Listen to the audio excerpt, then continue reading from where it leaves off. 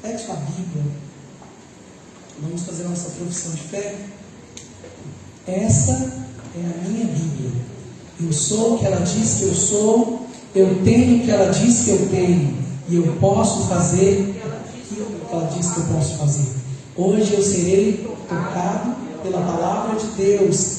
Eu audaciosamente confesso que a minha mente está alerta e o meu coração está receptivo. Eu estou pronto para receber a incorruptível, a indestrutível, sempre viva semente da palavra de Deus. Eu nunca mais serei mesmo. Nunca. Em nome de Jesus. Amém. Glória a Deus. Hoje eu quero trazer um tema, um sermão mais temático. Não vou ler tanto hoje, mas ainda assim nós temos aqui alguns textos para a gente abordar. E uma história um pouquinho longa, mas os textos que eu vou abordar serão poucos. Abra sua Bíblia aí em 2 Reis.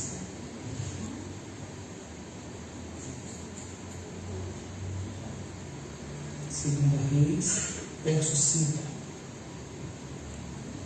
Quantos aqui conhecem a história de Naamã? Quem não conhece, realmente não lembra de Naamã? Então vamos explicar aqui rapidinho. Quem foi Naamã? Segunda Reis.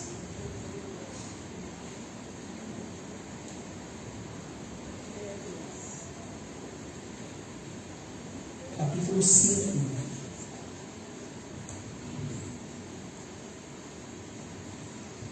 Naamã, comandante do exército do rei da Síria, era muito respeitado e honrado pelo seu senhor, pois por meio dele, o Senhor aqui Deus, dera vitória à Síria. Mas esse grande guerreiro ficou leproso. Ora, tropas da Síria haviam atacado Israel e levado cativo uma menina que passou a servir a mulher de Naamã. Um dia, ela disse à sua senhora: se o meu senhor, aqui refere a Naamã, procurasse o profeta que está em Samaria, ele o curaria da lepra. Naamã foi contatar ao seu senhor o que a menina israelita dissera. O rei da Síria respondeu: vá, eu darei uma carta para que você entregue ao rei de Israel. Então Naamã partiu, levando consigo 350 quilos de prata, 72 quilos de ouro e 10 mudas de roupas finas. A carta que levou ao rei de Israel dizia: com esta carta estou te enviando meu oficial Naamã para que o cures da lepra.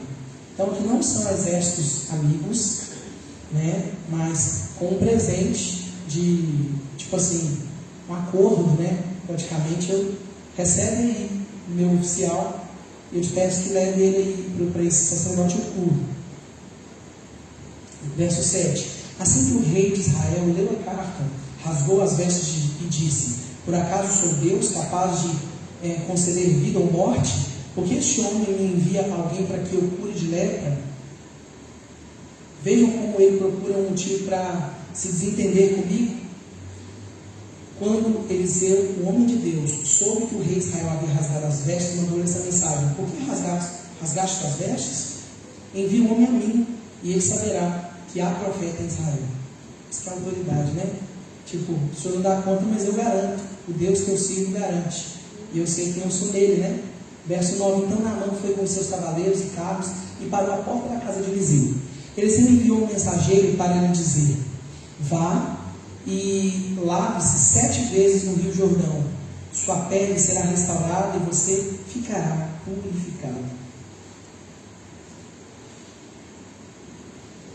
Verso 11. Mas Naamã ficou indignado e saiu dizendo: eu estava certo de que ele sairia para receber-me, invocaria em pé o nome do Senhor, e o seu Deus moveria a mão sobre o lugar afetado e me curaria da lepra. Não são os rios Abaná e Farfar em Damasco melhores do que todas as águas de Israel? Será que não poderia lavar-me neles e ser purificado? E foi embora dali furioso. Mas os seus servos lhe disseram: meu pai, se o profeta tivesse pedido alguma coisa difícil, o Senhor não faria? Então, quanto mais quando ele diz que se lave e será purificado. Assim, ele desceu ao Jordão, mergulhou 7 vezes, conforme a ordem do homem de Deus, e foi purificado. Sua pele tornou-se como uma de criança. Verso 15, então, Naamã e toda a sua comitiva voltaram à casa do homem de Deus. Ao chegar diante do profeta, Naamã lhes disse: agora sei que não há Deus em nenhum outro lugar senão em Israel. Por favor, aceita um presente do teu servo. O profeta respondeu: juro pelo nome do Senhor, a quem sirvo, que nada aceitarei. Embora Naamã insistisse, ele recusou. Só até aqui, a gente sabe que Deus não precisava que Naamã mergulhasse no rio, nenhuma, nem 7, nem vez nenhuma. Deus não precisava nem que Naamã fosse lá. Deus podia dar uma ordem lá mesmo, do céu, né? Mas existia um princípio no Antigo Testamento que Jerusalém, Israel, a cidade, o povo de Deus, a região, ela simbolizava muito a presença de Deus. É por isso que semana passada, quando aquela missionária dos Gideões, né, a Jaque, ela pregou sobre Daniel voltar-se na janela para a direção a Israel, não era porque ali era lugar igual o muçulmano vira para Meca, não é porque ali tem mais poder do que aqui, é porque ali se encontra a presença de Deus desde o Antigo Testamento, desde a questão do templo. Então é uma questão cultural para eles, né? Hoje não se aplica mais. Deus está em todo lugar, inclusive habitando dentro de mim e de você, né? Nós somos tabernáculo de Deus. Então a gente sabe que Deus não precisava, mas por questões de princípio, de lógica e de também fazer sentido didático para eles, e uma questão também de humilhar. Às vezes um homem que é soberbo, ele precisa muitas vezes ser humilhado para deixar a sua posição. E aí, como a gente fala no popular, né, aquela pessoa chegou no fundo do poço, aí ele reconhece que, peraí, eu não sou essa Coca-Cola toda, como a gente diz no popular, né? Vamos refletir, vamos pensar, vamos fazer uma análise, como é que está o meu orgulho, porque se for para descer 7 vezes, eu vou descer, afinal de contas eu quero ser curado. Gente, você está morrendo, você está com uma doença incurável. Aí você chega para uma pessoa e ela fala, uma pessoa que você foi buscar, e você questiona, quer dizer que você é muito soberbo, porque você não foi lá para isso. O homem não é o homem de Deus, não é o homem que estava buscando. O que você está querendo questionar a decisão dele, sendo que já é incurável? Mas ele tinha medo de fazer coisa desnecessária, tinha vergonha de pagar de ridículo. Mas isso aí chama orgulho. Vergonha se chama orgulho. A vergonha, ela é uma ferramenta de autopreservação. Quando eu subo aqui no altar e eu fico constrangido, eu estou com medo de ser julgado, avaliado, ou vários outros motivos, mas o que me faz ter vergonha, tremer, suar? O senso de medo e luta. Eu tenho que fugir ou lutar, correr ou brigar. Quando eu estou ansioso, né? Isso é uma ferramenta do nosso organismo. Então, Naamã tinha sim o orgulho ali. Eu preciso fazer isso tudo. Lá na minha cidade tem rio muito melhor do que aqui.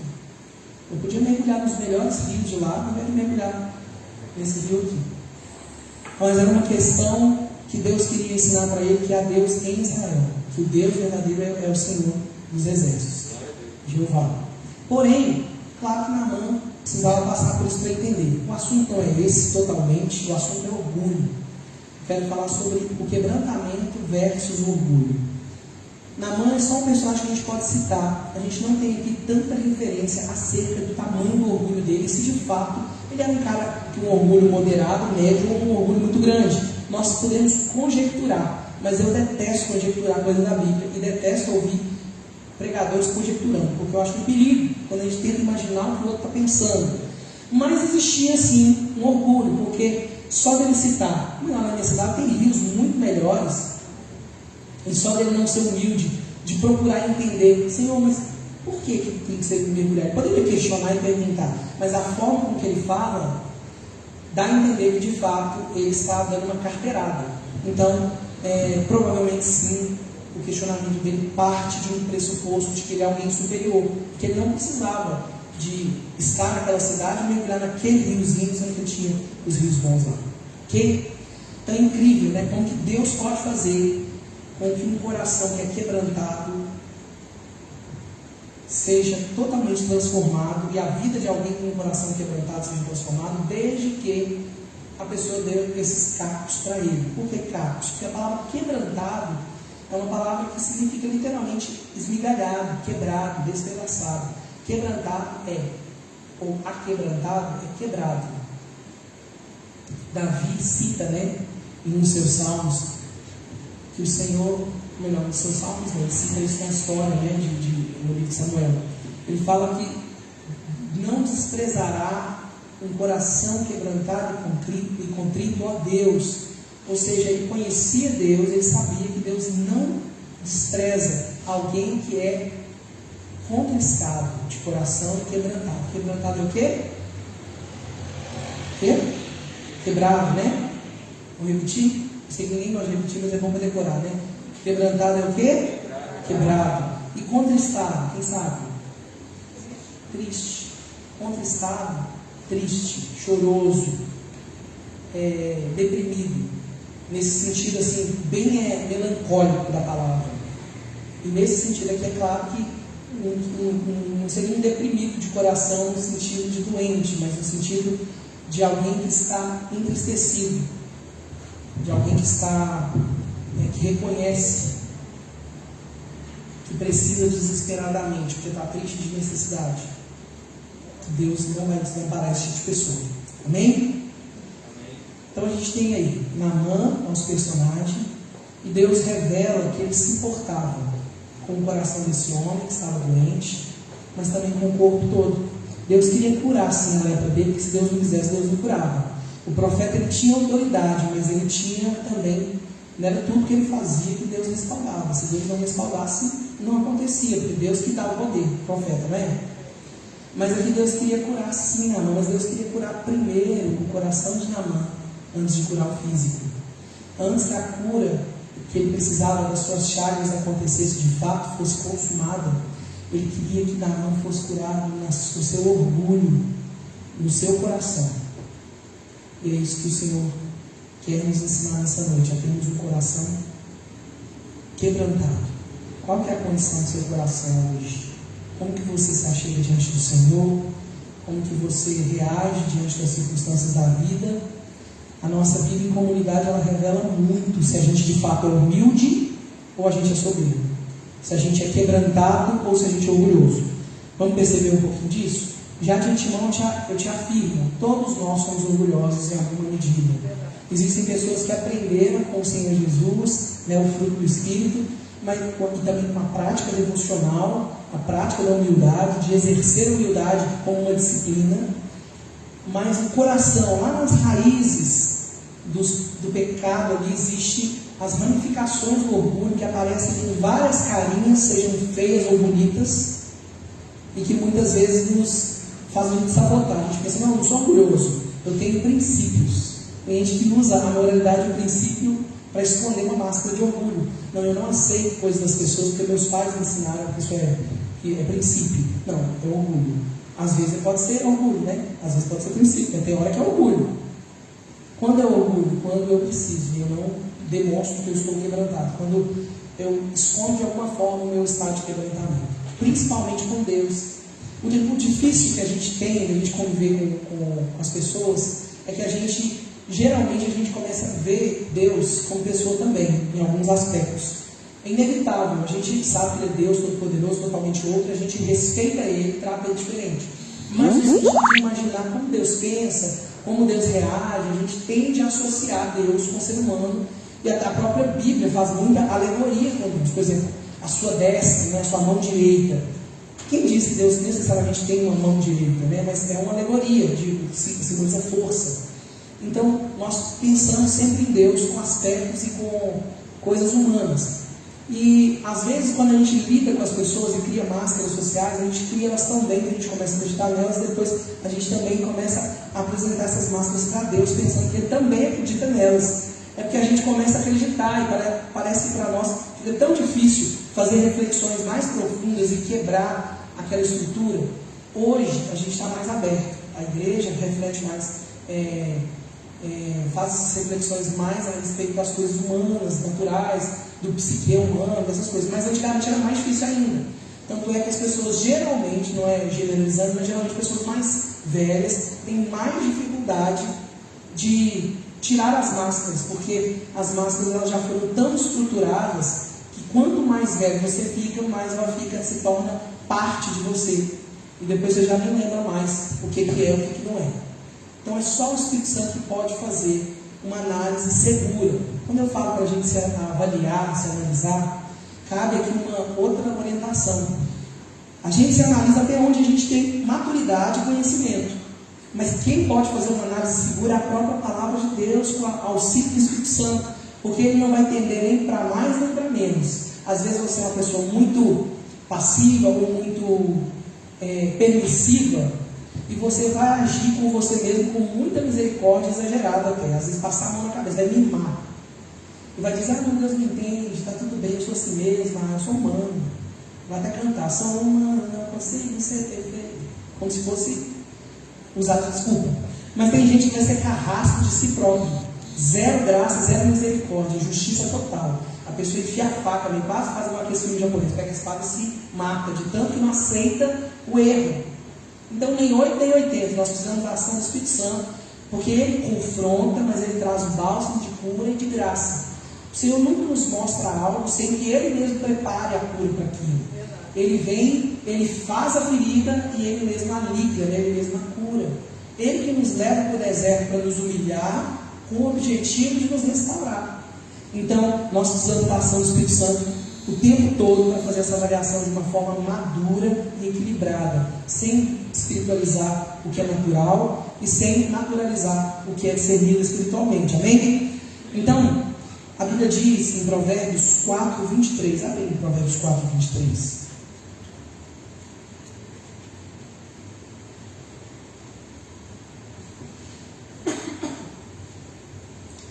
Provérbios 4, 23.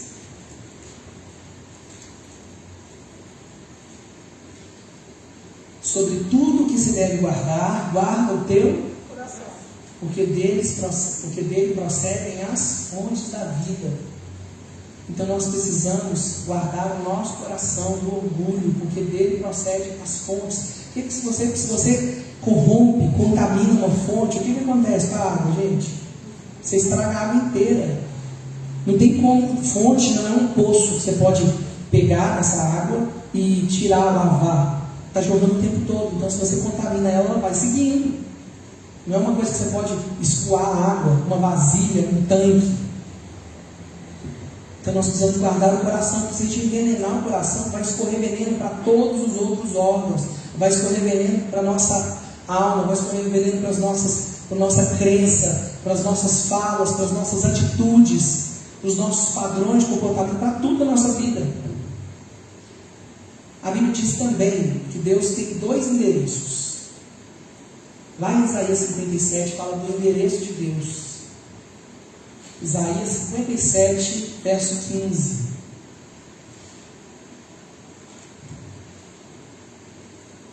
Isaías 57, verso 15. Amém? Vamos ler. Porque assim diz o alto e sublime, que habita na eternidade e cujo nome é santo. Num alto e santo lugar habito, como também com o contrito e abatido de espírito, para vivificar o espírito dos abatidos e para vivificar o coração dos contritos. Então Deus habita em 2 lugares aqui, né? O Deus Altíssimo, né? E exaltado, que controla o universo, ele habita onde? A eternidade, no alto do santo lugar.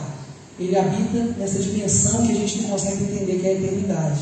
Se a gente não consegue mensurar milhares, milhões de anos, uma coisa que parece que não faz sentido, quanto mais eternidade. Eternidade é mais do que só uma quantidade de tempo, mas é um tipo de tempo diferente. A eternidade é um tempo que ele está acima desse tempo normal, ele não acaba. Deus, Ele vive nessa eternidade, né? Ele é atemporal. E Ele habita também em outro lugar que a Bíblia diz. Qual lugar que é?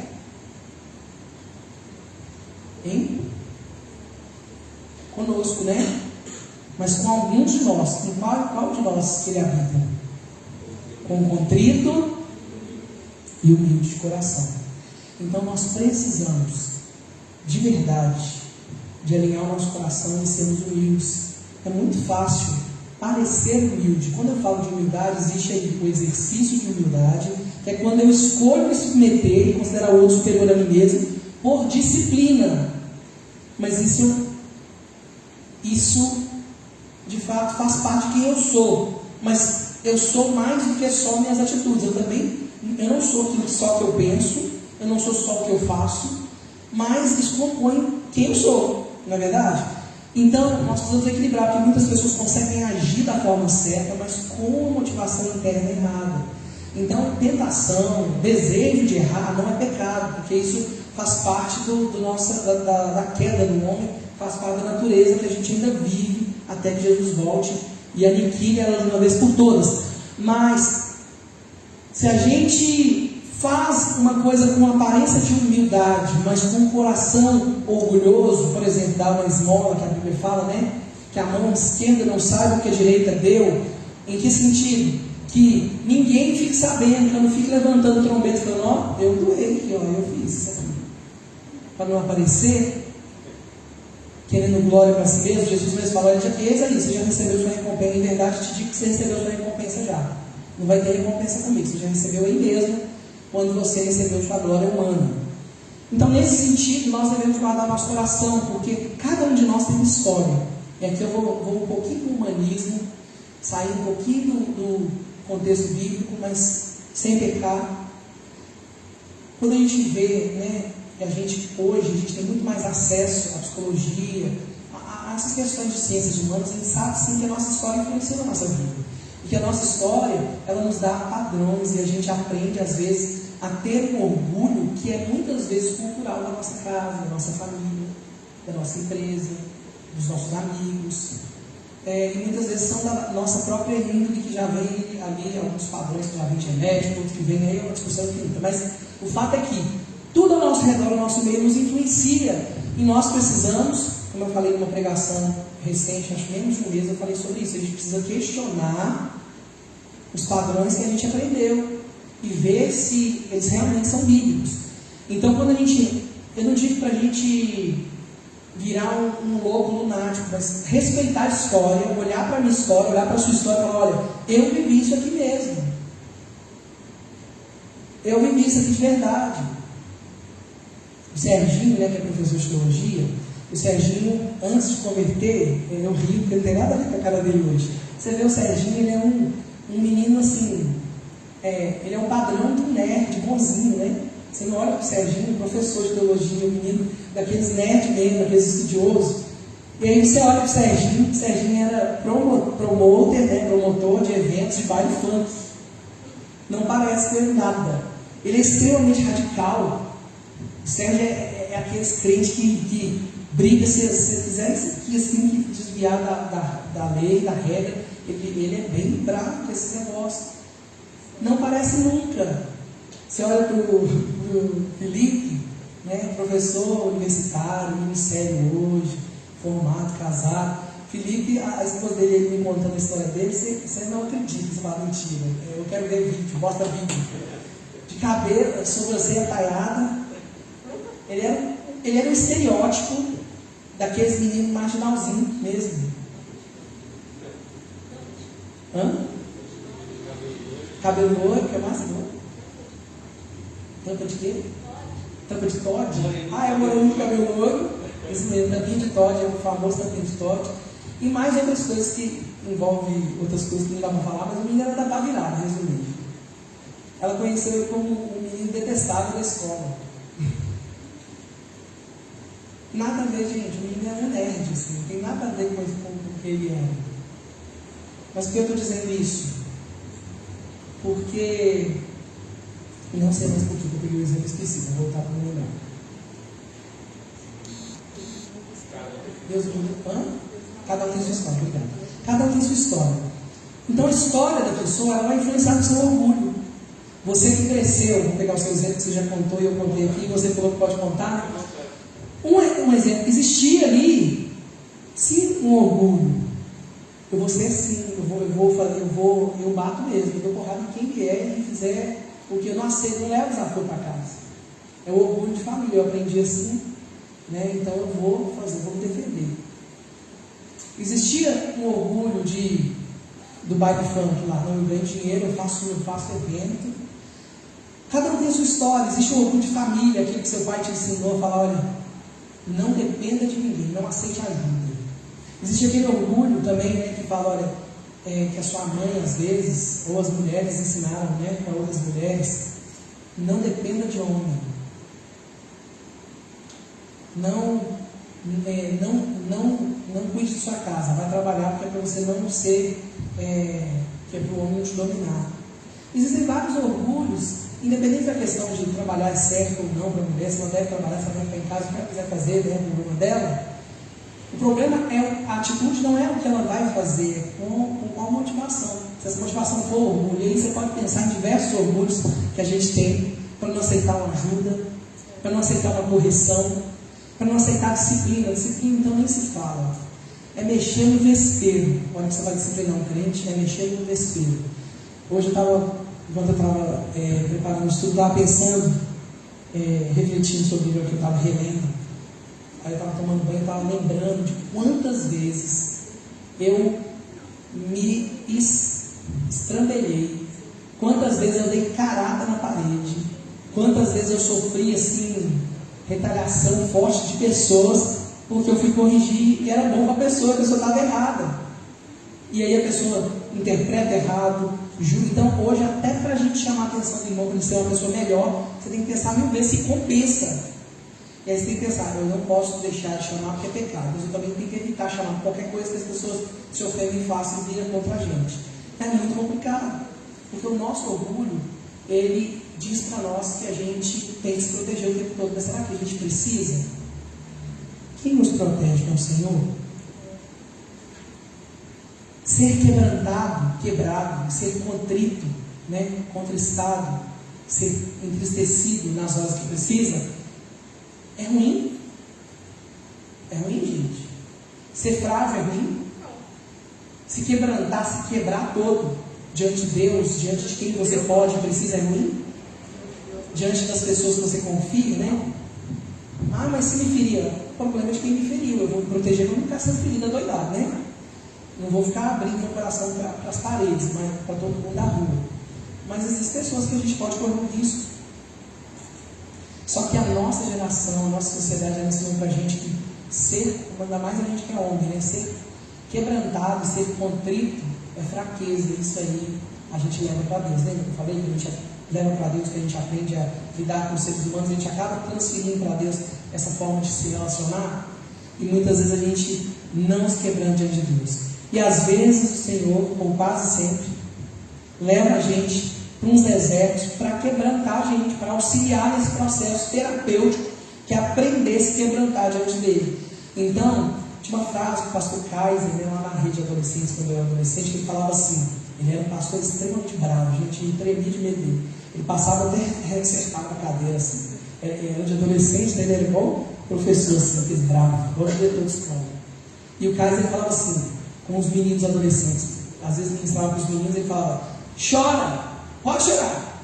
E os meninos segurando o choro, falando, segura choro não. Segura não, se você não chorar aqui agora, você vai chorar depois, porque Deus vai te humilhar. Até você quebrantar. Ou você quebranta aqui, agora você vai quebrantar uma hora. E ele falava, você chora para Deus, você vai chorar no corpo de ar. Você escolhe, Deus vai te jogar na peneira.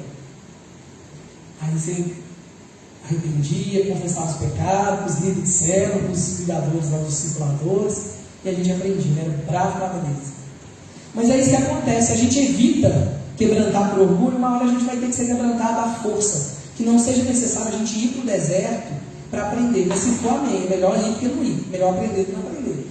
Mas o sábio, né, tem um ditado popular que fala que o sábio ele aprende com o erro dos outros. Então se você viu alguém tendo que descer lá no desertão, teve que arrancar as armaduras e mergulhar 7 vezes, se quebranta antes, para a gente não precisar passar por isso, né?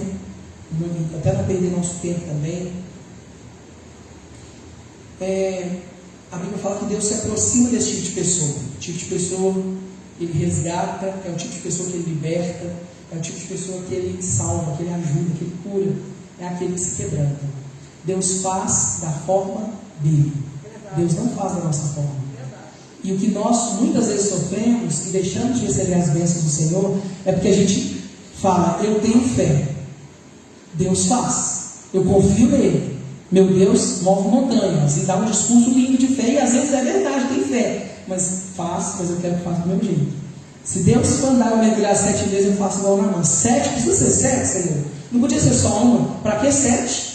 Então, vai demorar. Vai dar trabalho, tem que subir, descer, subir, descer, subir, descer, subir, descer. Os outros acham que eu sou retardado, pulando 7 vezes no rio, vai achar que eu estou curtindo férias. Eu, com uma carruagem cheia de soldado aqui, vou ter que tirar minha roupa de general e vou ficar pulando 7 vezes lá. É para agora, é para ontem, né? Para que o senhor está complicando que pode ser simples? É o jeito dele. Lembra disso, é o jeito dele. A gente está disposto a receber de Deus uma cura, um milagre, uma restauração, mas a gente quer do meu jeito. Esse é o problema.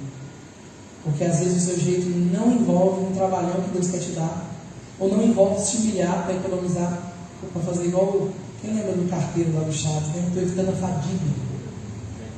A gente quer evitar a fadiga, a gente quer evitar constrangimento, a gente quer evitar passar raiva, a gente quer evitar puxão de orelha, mas Deus, Ele se compromete em nos ajudar, mas se a gente tiver o coração quebrantado e contrito.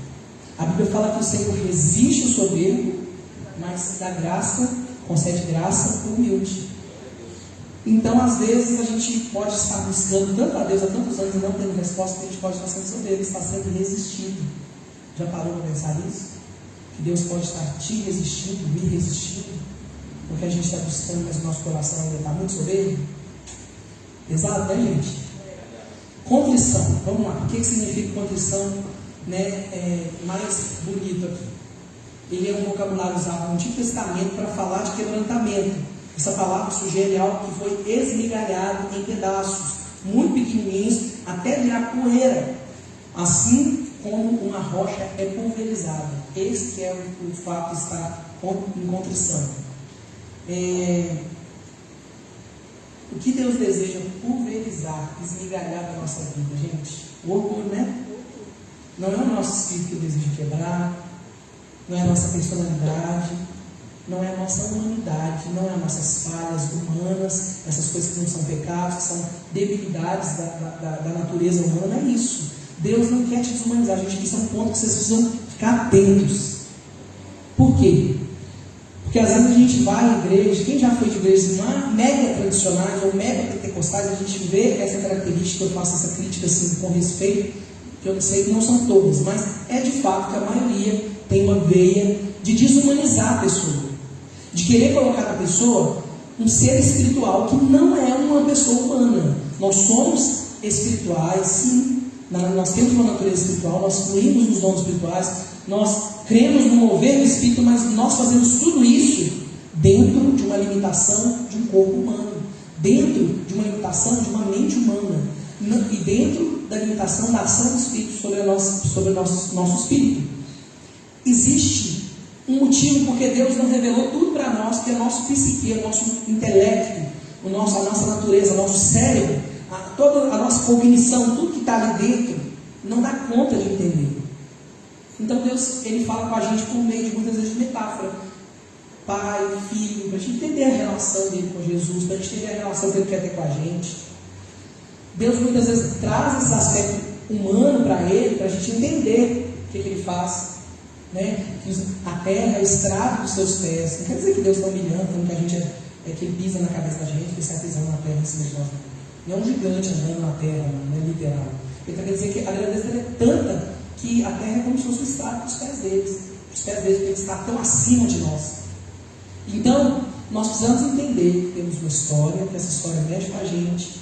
Beleza, ponto. Mas a gente não pode usar isso de justificativo para não mudar. Por deixar o orgulho tomar conta e a gente não mudar nunca, a gente estagnar e falar, opa, empaquei. E nem para a gente também pegar aí o lado espiritual e querer tirar a nossa humanidade. Porque a gente é humano, tem coisa que tem limite. Eu tenho limite para compreender as coisas de Deus, né? As coisas do Senhor são discernidas espiritualmente, não é verdade? Mas são discernidas espiritualmente. Mas o que é discernir? Compreender. São compreendidas espiritualmente. Mas como que eu compreendo? Pela minha mente. Então o Senhor, Ele faz a minha mente humana compreender a coisa que é espiritual. Mas é com a mente humana, porque não tem como compreender com outra coisa. Você não tem. Você chora, quando você sente prazer, você chora com o quê? Com o olho, né? Seu olho está onde? Está no seu corpo. Então não adianta espiritualizar. Deus, o Espírito Santo tocou em mim, eu chorei. Amém. O Espírito Santo tocou e você sentiu emoção na sua alma, tocou seu espírito, sentiu emoção na sua alma e chorou com o seu corpo. Então está tudo ligado, não tem essa coisa de ficar separando tanto. Às vezes a gente quer assim, dar uma ênfase para o lado espiritual demais, e quando o Senhor condena a questão da carne, não é corpo físico, é desejos que são carnais, que são maléficos, que são contra a vontade de Deus. Está muito mais alto, a carne parece muito mais com a alma do que com, muito mais com a concupiscência, com os desejos maléficos do que com o corpo, né? Então, eu sei que muitos já sabem disso, mas só para frisar, não é também desumanizar o ser humano. Jesus, ele foi tão humano, tocou as pessoas, ele foi uma pessoa que dignizou outras pessoas, tratou com respeito, com dignidade, e isso fez dele muito humano. Era o propósito dele morrer como homem, abrir mão da sua glória, do seu poder, para agir como homem, mesmo tendo todo o poder, não usar, para poder agir como homem e como um humano perfeito. Jesus não usou o poder, todo o poder que Jesus usou enquanto ser humano, é o mesmo poder que está disponível para nós, pelo poder do Espírito Santo. Curar o enfermo está disponível para você, libertar um endemoniado está disponível para você, salvar uma vida está disponível para você, para mim. Tudo isso está disponível para nós. Tudo que Jesus fez, ele fala que obras ainda maiores, porque como homem, ele agia pelo poder que está ali na ação do poder do Espírito Santo, foi conduzido pelo deserto, pelo Espírito Santo. Então nós também podemos ser conduzidos pelo Espírito Santo. Mas Jesus era humano, e é isso que fez com que ele cumprisse o seu propósito. Era um humano morrer. Por um homem entrou o pecado e por outro ele saiu. Se ele usasse da sua própria capacidade, ele sabotaria o propósito, né? Então ele esvaziou até a morte e morte e cruz. É isso que nós precisamos fazer também. Se esvaziar do nosso orgulho, deixar com que Deus pulverize, né? Quebrante o nosso orgulho, não a nossa personalidade. Tem gente que fala muito, tem gente que fala pouco, tem gente que gosta muito de estar no meio de todo mundo, tem gente que gosta pouco, tem gente que gosta de brincar, tem gente que gosta de ser sério, tem gente que, isso aí você foi moldado pela sua história. Aquilo que não é orgulho, que não fere os princípios de Deus, que não é pecado, não precisa mexer. Deus te aceita, nós devemos te aceitar também, do jeito que você é. Um é mais quietinho, um é mais bagunceiro, um é mais agitado, não é assim? E se a gente querer desumanizar a pessoa, a gente é covarde, a gente é mau, aí a gente peca, né? Porque essas características são que dão essa multigraça para a igreja, essa coisa assim de multitalentos, cada um uma parte do corpo. Nós precisamos ter os espalhafatores que gostam de falar, para poder pregar, para falar, para cantar, para fazer os treinos dos artistas da igreja, né? Nós precisamos ter também aqueles que gostam de introspecção, que gostam de orar, que gostam de ler, que gostam de estudar, porque nós precisamos de mestres. Nós precisamos de intercessores, nós precisamos ter aqueles que gostam de trabalho manual, que gostam de pegar no pesado, para limpar, para consertar, para instalar, para fazer. A gente precisa de aqueles que gostam de servir, para servir. Então, bem claro, deixar para vocês bem claro, que o Senhor quer pulverizar, quer esmigalhar, quer quebrantar, quer contristar o nosso pecado do orgulho, não a nossa natureza, a nossa humanidade que é salva, né? que é santa, usada por Ele, para Ele. Então, o que é quebrantamento? A atitude de estar o tempo todo pesaroso, cabisbaixo, atitude introspectiva e mórbida, tipo, pobre de mim, ai de mim, não posso fazer nada sem isso ou aquilo. Atitude de derramar lágrimas, expressão de simplicidade emocional. Claro que aqui leva para outros sentidos, mas tem esse sentido do quebrantamento, quer dizer assim, de reconhecer, de se humilhar diante de Deus, quebrantamento para Deus, né?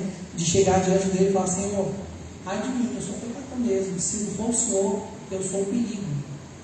Eu brincava, né, com a Ingrid, que eu falava, mas eu sou um indivíduo de alta periculosidade. Se Deus não estiver comigo, eu não sou de confiança. Eu não posso brincar comigo e esquecer disso. Se eu esquecer disso, eu caio. Você também. Né? Não me faz cair de bonzinho, não. Eu sei que você ainda está virado se Jesus não estiver aí. Nós somos perigosos. Dentro de nós existe uma inclinação para o mal muito grande. Se a gente não estiver na cruz, a gente peca. Seja um pecado mais feio, um pecado mais bonito, para a sociedade, para a igreja, mas é pecado. Desagrada a Deus, desonra o sacrifício dele por nós. Mas vamos focar aqui no orgulho, que é o nosso assunto. Então pensa no pecado aqui como o orgulho, que é a ênfase. O não vai dar para passar o negócio que eu te falei? Você acha que vai dar? Tá? O que é quebrantamento, né? O que não é, né? Não é um sentimento, nem uma emoção. Ele exige uma escolha e é um ato de própria vontade. Essa escolha não é propriamente uma escolha única, embora possa haver eventos específicos e profundos de transformação espiritual em nossa vida. Quebrantamento é um modo de vida, é um estilo de vida contínuo em que nós concordamos e correspondemos com Deus a respeito da verdadeira condição do nosso coração em relação a Ele. Ou seja, ser quebrantado é quando eu reconheço quem eu sou diante de Deus e por isso, diante dele, eu me quebranto, eu me esmigalho, porque eu reconheço a grandeza dele comparado à minha pequenez. Então, quebrantamento, ele é o rompimento da nossa vontade pessoal. É render absolutamente a nossa vontade a Deus, sem resistência, sem questionamento. Nesse sentido aqui, questionamento, eu abro uma aspas para dizer que não é questionamento de não entendi, eu quero entender. Questionamento de porquê, no sentido de superioridade. Tem questionamento que a criança faz para o pai e fala, pai, por que eu não posso fazer isso? No sentido de qual o problema de fazer isso? Para compreender. Tem aquele questionamento afrontoso. Aquele fala, por quê? Por que eu não posso?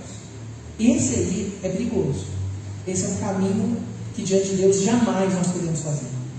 Até quando a gente vem indignado com a resposta de Deus, porque a gente fica, até quando a gente estiver frustrado com o não de Deus, até quando a gente estiver revoltado contra a decisão de Deus, ou por que Deus fez ou deixou de fazer, a gente pode ficar furioso, mas a gente chega para Deus quebrantado. Chega para Deus e fala, Senhor, eu não entendo, eu estou triste, eu estou furioso, mas o Senhor é Deus. Deus me deu, Deus tomou, bendito seja o nome do Senhor. É difícil, não é fácil, mas é uma escolha de compreender que Ele é todo-poderoso e Ele tem caminhos maiores, e mais altos e mais perfeitos que os meus. É uma confiança, né? Então, quebrantamento consiste em abrir mão da autoconfiança e da independência de Deus. A pessoa quebrantada, ela não confia na justiça própria e nem nas próprias obras, mas ela coloca tudo na dependência e da operação da graça de Deus. Aqui não exime a gente de agir, do poder da ação. Tudo que tiver ao meu alcance eu posso fazer. Não precisa ser só pobre, ser só miserável, ser só doente, para confiar e depender de Deus, não. Você pode ser uma pessoa rica e continuar sendo dependente de Deus. Você pode ser uma pessoa extremamente saudável, que nunca passou mal, nem sentiu uma dor de cabeça na vida, e ter a sua saúde dependente de Deus, a sua saúde também. É um exercício de colocar a Deus, colocar a nossa dependência em Deus, daquilo que está bom e daquilo que está ruim, daquilo que está ótimo, daquilo que está péssimo. Não é condicionar a essa área, eu dependo de Deus porque está ruim, então eu não posso, eu peço para Ele. Essa área eu consigo fazer sozinho, não dependo dele. Não existe isso. Essa área eu estou dando conta de fazer sozinho por causa da graça dele. Se eu tenho tudo que eu tenho, glória a Deus. Eu posso ter mais ou menos, mas é pela graça dele. Independente se é ruim ou bom, você entendeu? Porque muitas vezes a gente gira a chave do eu preciso muito de Deus, eu sou dependente de Deus nas minhas finanças, na minha saúde, naquilo que está ruim. Mas naquilo que eu estou bombando, eu estou ótimo, isso aí eu falo, isso aí eu dou conta, Senhor, esse departamento pode deixar comigo, sua mesa é essa daí, a minha mesa é de cá. Não, Senhor, toda a mesa é sua, essa aqui está azar, está em perigo, está vermelha, essas aqui são as boas, mas está bom por causa do Senhor e está ruim, o Senhor me ajuda a melhorar. É entender que eu te dou meus fracassos, mas eu te dou minhas vitórias, porque senão a gente separa, né, aquilo que eu confio em Deus e deixa de agir ou deixa também de fazer o que a gente precisa fazer. Ou então faço tudo pensando que já estou dando conta, Deus não promete o dedo dele aqui. Quebrantamento é o amolecimento do solo da terra do nosso coração. Eu sempre oro aqui, o Espírito Santo amolece, prepara a terra no coração, para que Satanás não roube essa semente. Existe a ação externa de Satanás que vem com os pássaros, as aves do céu e come a semente. Mas existe, dos 5 solos que são citados, um só que é externo de Satanás. A outra é as pessoas que pisam, né? Então existe a sociedade e o diabo, a cultura, o diabo, o mundo. Mas os outros 3 é o próprio solo, é culpa do solo. É o solo que tem pedra demais, é o solo que tem espinho demais, é o solo que não está, não sei o que tem outro solo que eu acabei de, não lembro. Tem outro solo? Eu inventei. São 4, né? É isso mesmo, são só 4. Ah não, o 5 é a terra boa. É isso mesmo, são 5 é a terra boa. 3 solos, tem o bom, o com pedra e o com espinho. Os 3 solos é o solo que é o problema, só 2 que são causas externas. Os outros 3 são características do solo que diz respeito a como o solo está, como o nosso coração está, o estado do nosso coração. Tem uma frase de Martim Lutero que ele fala: Deus cria a partir do nada, portanto, Ele só pode fazer algo em nós quando nós não formos nada. Ou seja, para que Ele faça algo tem que ter nada. No sentido de se esvaziar, no sentido de nós deixarmos o nada e falar: Senhor, lembrando que aqui o nada não é assim, então se eu já tenho, vamos supor, dinheiro, eu já tenho alegria, então Deus não precisa mexer aqui. Não é isso. É no sentido de que eu reconheço que nada eu tenho se não for por Ele. Eu me esvazio de tudo que eu tenho e de tudo que eu não tenho para que Ele faça. Amém? Eu quero passar para vocês aqui na TV. Acho que o prato vai chegar ali. Quero passar para vocês um exercício. Eu vou ler aqui, não vou deixar. Mas eu vou ler aqui. Você vai me acompanhando. Vai dar para enxergar? Mais ou menos?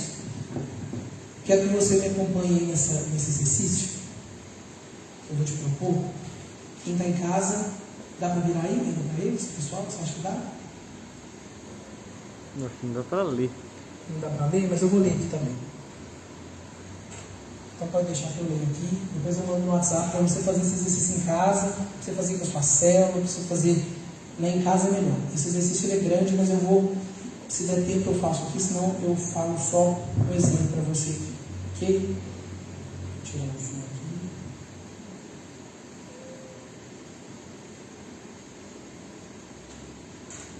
Aqui.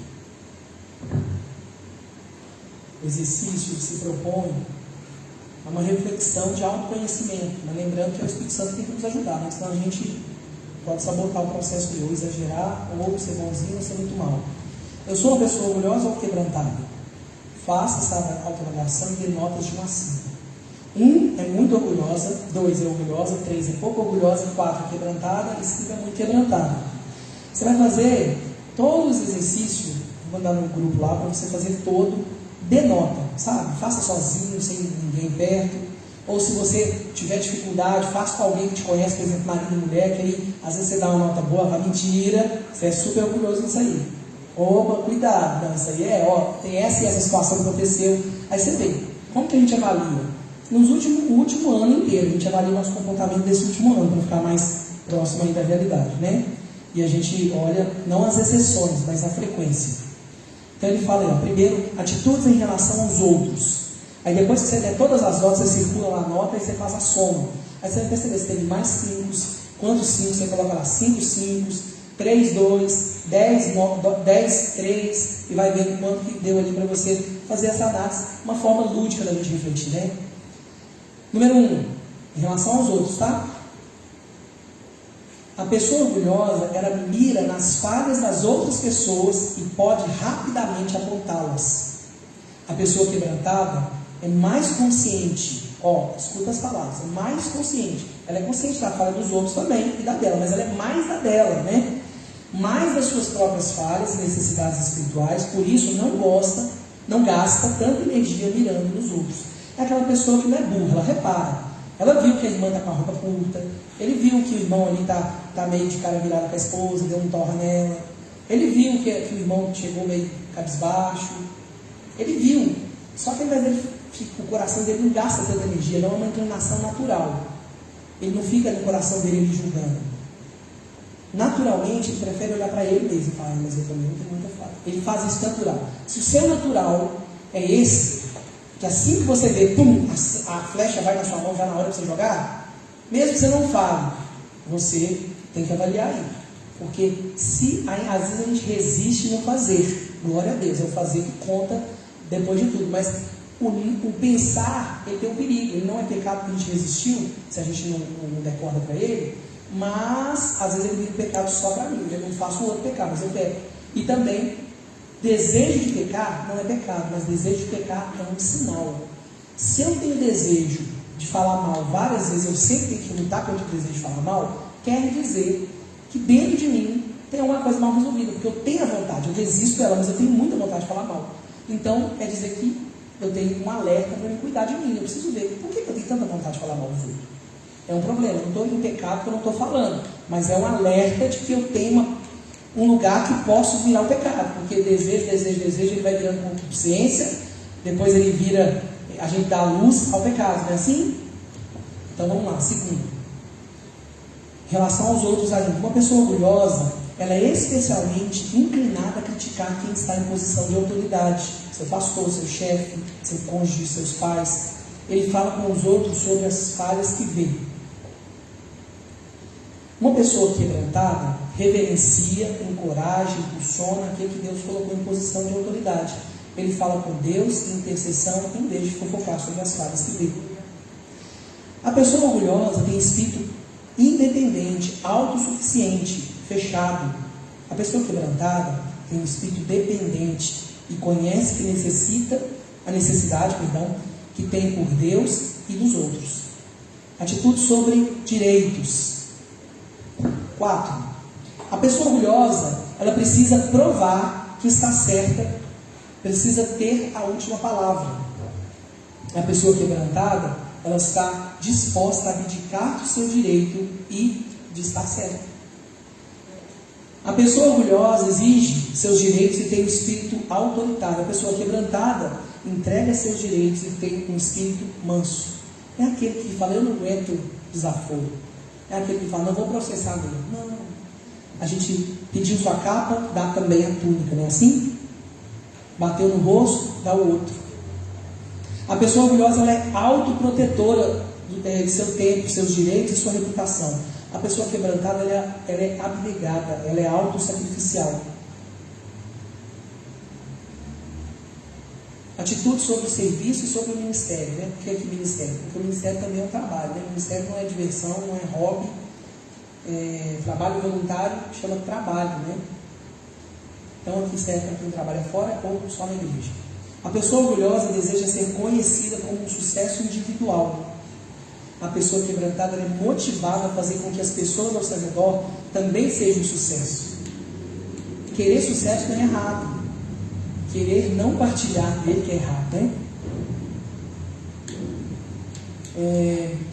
8. A pessoa orgulhosa, ela tem um sentimento, mesmo que discreto, de que essa igreja ou essa empresa, né, essa equipe é privilegiada em ter a mim, meus recursos e meus dons.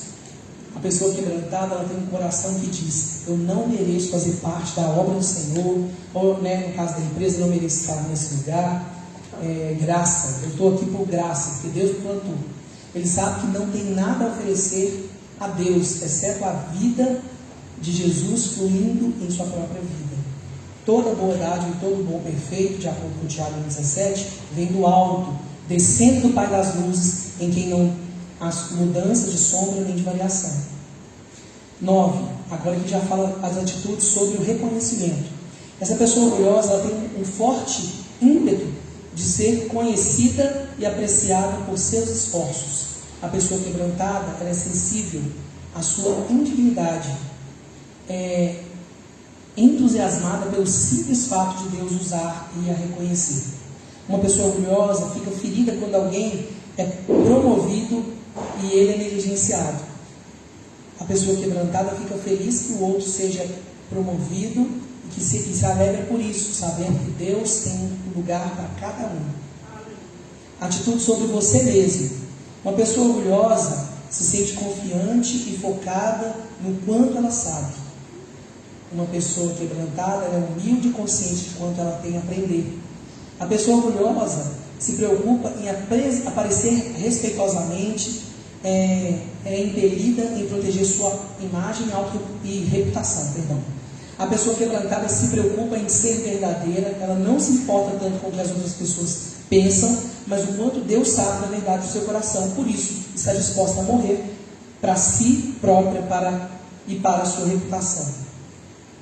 Se Jesus fosse olhar a reputação, ele não andava com ninguém que ele andava, né? Só andava com gente que era ruim para aquela sociedade, aos olhos da sociedade.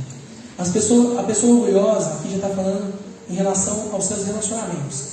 O orgulhoso é rápido em culpar os outros, as circunstâncias e se ocultar. A pessoa quebrantada, ela aceita a responsabilidade pessoal e reconhece o erro numa situação. A orgulhosa espera que outro tenha que pedir perdão quando há algum desentendimento no relacionamento. O quebrantado toma a iniciativa de reconciliar, não importa o quão errado o outro lado possa estar. O orgulhoso é inacessível ou defensivo, fechado quando corrigido. O quebrantado, ele recebe correção com humildade e, por mais entristecido, mantém o espírito aberto e a gratidão pelo cuidado de Deus consigo. A pessoa orgulhosa, ela fica remoendo a mágoa e o ressentimento quando se sente injustiçada. A quebrantada, mesmo entristecida, glorifica a Deus em todas as coisas e é rápida em perdoar aqueles que a injustiçaram. Eita, é difícil, né? Acho que ser injustiçado é tão difícil. Atitude sobre o pecado. A pessoa orgulhosa, ela tem dificuldade em dizer que está errado e pedir perdão. O quebrantado é rápido em admitir falhas e busca o perdão quando necessário. Atitude sobre a sua caminhada com Deus. Estou acabando. A pessoa orgulhosa, ela é cega sobre a verdadeira condição do seu coração. O quebrantado anda na luz e reconhece a verdade sobre a sua própria vida, né? No 19, a pessoa orgulhosa que se compara com os outros e se sente menos ou mais digna. A pessoa quebrantada, ela entende que a sua medição deve ser com a santidade de Deus, reconhecendo desesperadamente sua necessidade de misericórdia e graça. Se a gente sente ou que a gente é superior ou inferior a uma pessoa, tem gente que vive nesse limite, né? Superior ou inferior, essa é a comparação, nunca igual. Isso não existe, né? 20, para terminar, uma pessoa orgulhosa não acha que precisa arrepender de nada. A pessoa quebrantada percebe que precisa manter uma contínua atitude de arrependimento. Então, um resultado em mãos. Você vai pedir para Deus, lá em casa, que Ele te avalie, que te mostre ao longo da sua caminhada o que precisa ser mudado no seu coração. E não esqueça que a única avaliação 100% segura e não tendenciosa é a de Deus através da sua palavra. Amém? Vamos orar? Fique de pé no seu lugar, feche seu olho, concentra nesse momento de oração. A gente tem ainda mais 2 minutinhos. Coloque seu coração diante de Deus. Eu sei que é uma avaliação que tem tantas áreas. Todos nós somos orgulhosos em tantas áreas. Mas aquilo que você já identificou é gritante. E se você, enquanto ouvia essa avaliação, pensava em outras pessoas que se enquadravam, eu te digo que você é orgulhoso. Você não olhou para si. Então, olhe para si, olhe para dentro de você, esquece do outro. E peça ao Espírito Santo: Senhor, me avalia. Olha para dentro de mim. Vê se há aqui algum caminho mau e guia-me pelo caminho eterno. Guia-me pelas veredas da justiça. Transforma minha forma de pensar, de agir. Vem ser meu Senhor, vem dominar o meu ego. Vem me fazer quebrantar, quebra o meu orgulho, me faz descer ali 7 vezes, igual na mão.